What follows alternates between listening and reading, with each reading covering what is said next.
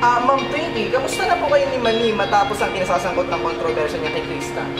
Okay na kami, nag-isap na kami, nag-sparring pa nga kami, no? Nanalo naman ako.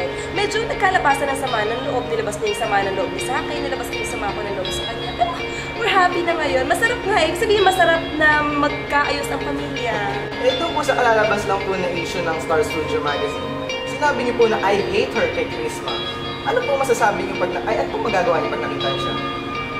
Yung sa magazine, oo, grabe. Natutuwa ako talaga na napapasalamat ako na feature nila ako sa magazine na yun. Oo, yun. Sinabi niyo po na I hate her kay Krista. Ano po gagawin niyo pag nakita niyo siya? Ba't na kami? Wala naman. Okay, wala na. Ako na nasabi mo yun. Ito na pala si Ma'am Grace May. Pwede, Ma'am Grace May, pwede po ba kayo ma-interview? Sure. Mars!